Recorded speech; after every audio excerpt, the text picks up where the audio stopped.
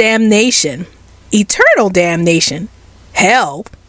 You know when you watch a movie as a kid and you hear some words that the characters say, but you don't really know what they mean because, well, you're a young kid and you don't know the meaning of these words yet. And then once you get older, you start to look these words up in the dictionary and you just realize that the so-called kiddie films that you saw as a child actually had a lot of language that shouldn't even be in a kid's film in the first place. Man, children's films can be really deceiving at times.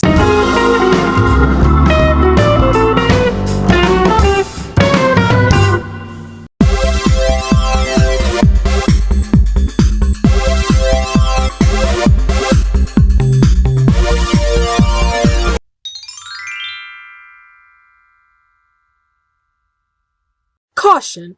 The following video is an in-depth review of the movie I'm currently reviewing, which means that there will be massive spoilers in the review. If you haven't seen this movie yet, then please feel free to watch this movie first before watching this video. However, if you have already seen this movie, or you just want to know my thoughts on this movie, then keep watching. The Hunchback of Notre Dame was quite a shock, in a good way, when it came out in 1996. During the 1980s, Disney had an onslaught of dark movies, like The Black Cauldron, Return to Oz, and The Brave Little Toaster, that were often the cause of many nightmares for both children and adults at the time.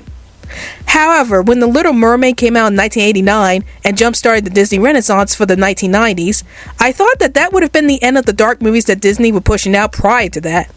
And even though there were films like The Lion King and Pocahontas, which both explore some pretty dark themes and have much darker tones, they still didn't quite reach the level of darkness that we saw in The Black Cauldron and Return to Oz. Enter The Hunchback of Notre Dame, where we have a Disney film that actually manages to nearly reach the same level of darkness as the Disney films in the 1980s. Now, before I get into my thoughts about this film, I would like to give out a brief summary of this film. The film is about a young hunchback named Quasimodo who lived in the bell tower of Notre Dame for over 20 years. His guardian is the minister of justice called Judge Claude Frollo, and he had taken care of Quasimodo after the death of Quasimodo's mother. Which, unknown to Quasimodo, Frollo had actually murdered Quasimodo's mother when Quasimodo was just a baby. He kept the secret for Quasimodo in order to make himself look like a saint. One day, however, when Quasimodo's three friends, the gargoyles Victor, Hugo, and Laverne, told Quasimodo that he should leave the bell tower and go to the annual Festival of Fools, Quasimodo decided to disobey Frollo's orders of not leaving the bell tower and go to the Festival of Fools. Unfortunately, when Quasimodo is mistaken for an act during the festival, the people then started to torture and ridicule Quasimodo due to his ugly appearance. It was at this moment that a young Romani girl named Esmeralda ended up saving Quasimodo from the ferocious crowd, and Quasimodo ended up falling in love with Esmeralda due to this brave act.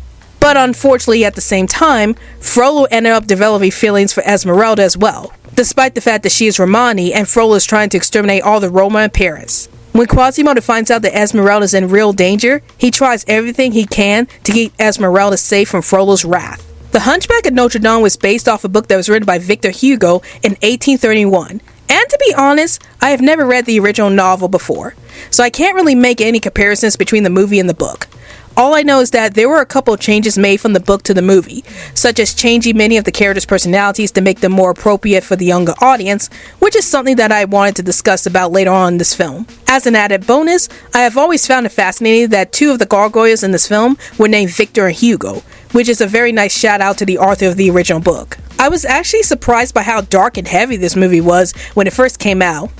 Because, as I said before, we didn't really have a Disney movie that tackled dark and controversial subjects since the 1980s. Although Pocahontas and The Lion King were very good contenders for the darkest movies released during the Disney Renaissance era, and they were made a few years before The Hunchback of Notre Dame came out, The Hunchback of Notre Dame tackled a lot of tough subjects that you normally wouldn't see in most children's movies, such as religion, genocide, sexual lust, racism, and torture. It's amazing how much they were able to get away with in talking about these subjects without having many parents complain to the company about exposing kids to these kinds of topics, especially the sexual lust themes.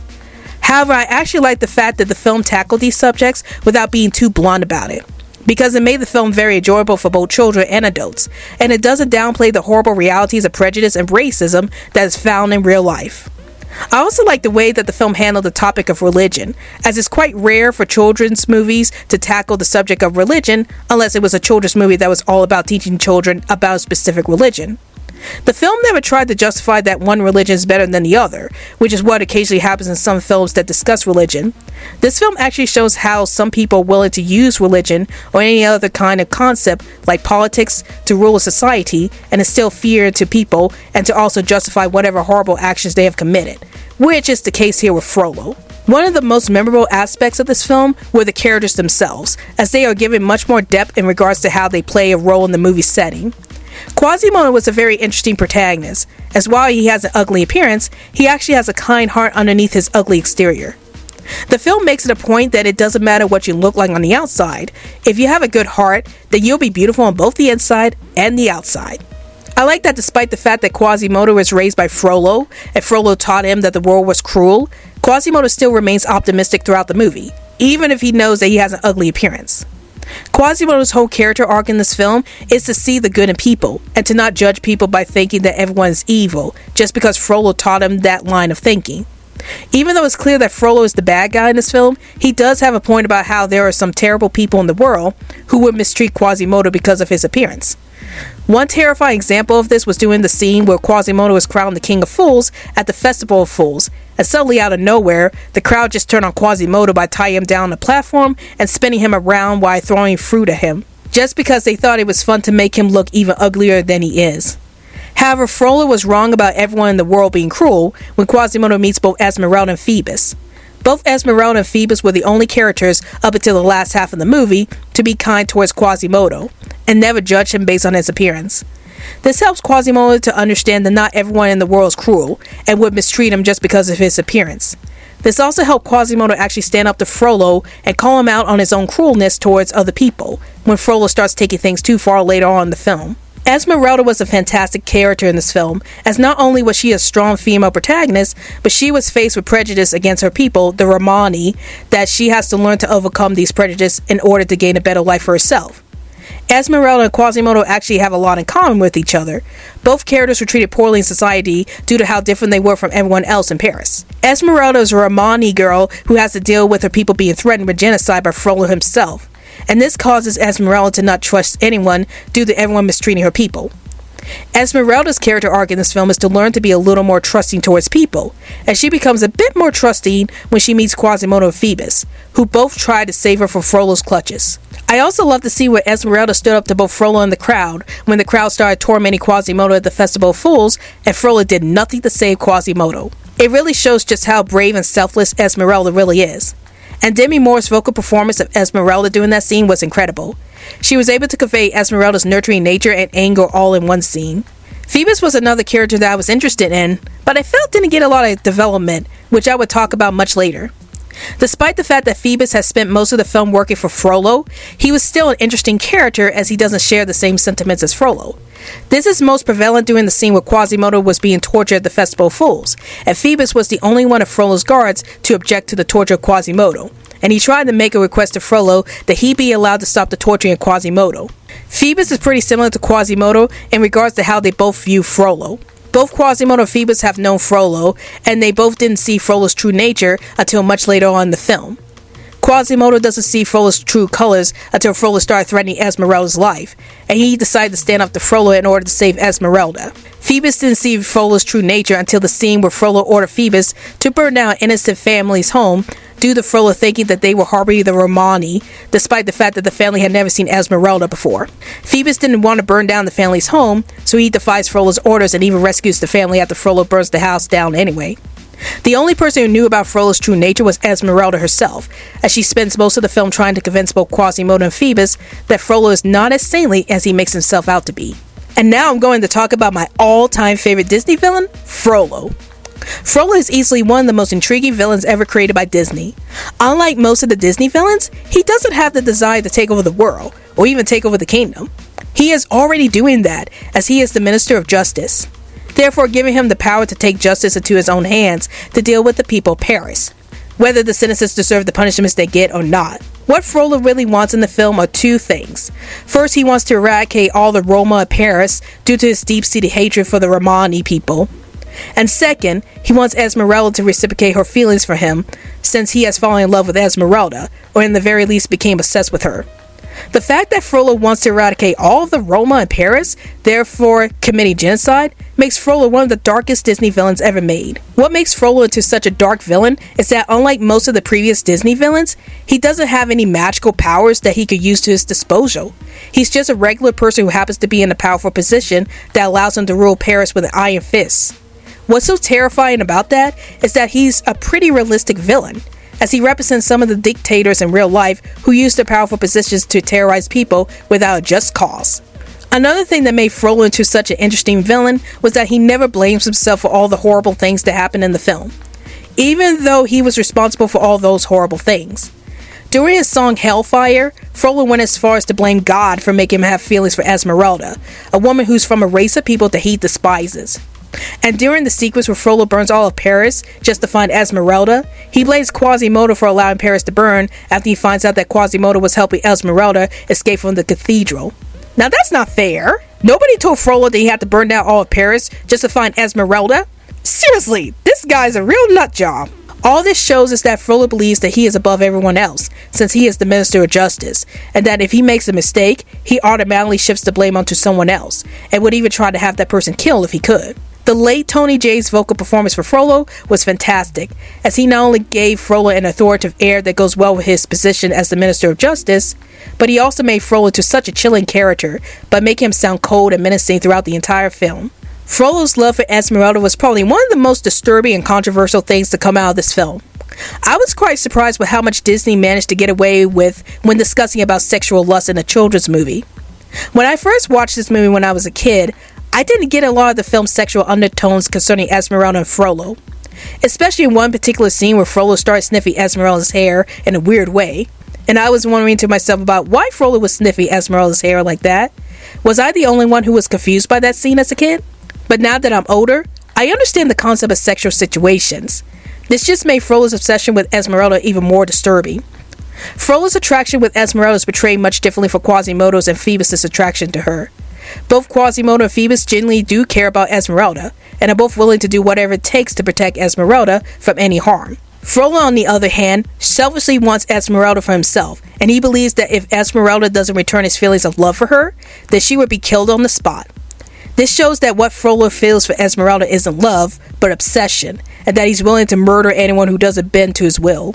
If there was an issue or two that I have with this film, one of them was that I felt that there were several characters in the film that didn't get any proper screen time. The characters who didn't get a lot of focus in the film were the Archdeacon and Phoebus. Regarding the Archdeacon, I felt that he was a bit of a wasted character, because throughout various points of the film, he was the only one who was able to put Frollo in his place whenever Frollo went too far with his duties. I wish that the Archdeacon played a bigger role in the film, such as possibly serving as a better father figure for Quasimodo and trying to help out Quasimodo with his problems. This would have been a great way to see the contrast between Frollo and the Archdeacon, and how they would both solve the problems that plague Paris. And regarding Phoebus, I felt that he was shoehorned into this movie just to be another love interest for Esmeralda.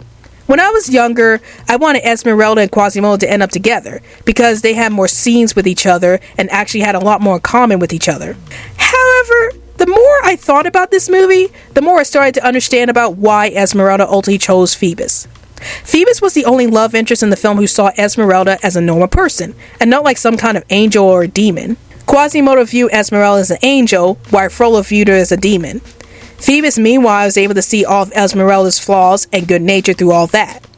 With that said, though, there's still a bit of me who wants to see Esmeralda end up with Quasimodo because of how much screen time their relationship got. Whereas with Phoebus, we didn't have too many scenes of him and Esmeralda together, and I would have loved to see more scenes of them trying to connect with each other and discuss their different worldviews with each other. And this is a small nitpick, but I felt that the three gargoyles, Victor, Hugo, and Laverne, were a bit too out of place in this film. The film overall has a pretty dark and serious tone, much darker than most of the previous Disney films, with the exceptions of The Lion King and Pocahontas during the early half of the 1990s. However, having three gargoyles who bring in lots of comedy in the film sort of downplays the menacing angle that this film is shooting for, in regards to the heavy themes that it's presenting. Now, don't get me wrong. While I do think that the three gargoyles are entertaining and great comic reliefs for small children who want to see something funny in the film, I personally wouldn't want the gargoyles to completely overshadow the serious nature of the film. And the final thing that I wanted to point out that I didn't notice before was about Quasimodo's ancestry.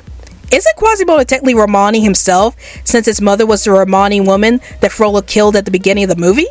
This seems like a huge oversight with the film, and I can't believe that the film didn't really bring up Quasimodo's Romani roots whenever he's interacting with Esmeralda, who is also Romani herself. I guess it's because the film was trying to focus more on Quasimodo's ugly appearance and the grief he had because of it. But it would have been pretty interesting to see how much more Quasimodo and Esmeralda would have connected with each other if Quasimodo's Romani roots were brought to the forefront. But then again, Frollo did lie to him about what really happened to his mother, so I don't think that Quasimodo would have known about his true roots if it wasn't for the fact that Frollo had lied to him for all of those years. Also, this might explain about why Frollo hates Quasimodo so much. Not only is Quasimodo's appearance ugly to Frollo, but Quasimodo is also a part of a group of people that Frollo despises with a passion. The Hunchback of Notre Dame is rated G, even though I am a bit surprised with this rating due to all of the dark subject matter going on in this film, such as themes of sexual lust and the light language used in a religious context that should have largely made this film a PG rated film. However, I can see that a lot of the content displayed in this film are going to go over many children's heads, and all the dark content shown in this film would definitely make this movie rewatchable for anyone in the near future, especially for adults who love the dark content in this film and want to discuss these themes with their children when they get older. Overall, I give The Hunchback of Notre Dame a score of a 9.5 out of 10. Even though I felt that some of the characters could have been fleshed out more, I like the fact that the movie tackled a lot of tough issues like racism and genocide, and presented them in a way that would help children gain a better understanding about how these issues work in real life and how to deal with them. Hope you enjoyed my review of Disney's The Hunchback of Notre Dame.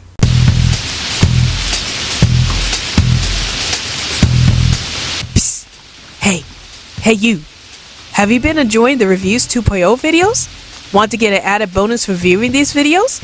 Like getting early access to these videos before they are released on YouTube? Or being able to request what movies and TV shows I should review next? Then please feel free to support these videos through my Patreon account. Check out all of the tier titles on my account and choose which tier title you want to be known as. You could become a new member on the block, an early bird, be a part of the future Bunch team, a backstage passenger, an animation superstar, and last but not least, the honorary supreme. So show off your tier title name to the world once you support the Reviews 2.0 videos through Patreon. Hey guys, like this video? If you want to check out more crazy content from this channel, then please hit that big old colorful subscribe button. And if you are feeling extra generous, then please support me through Patreon so I can make more awesome content for this channel.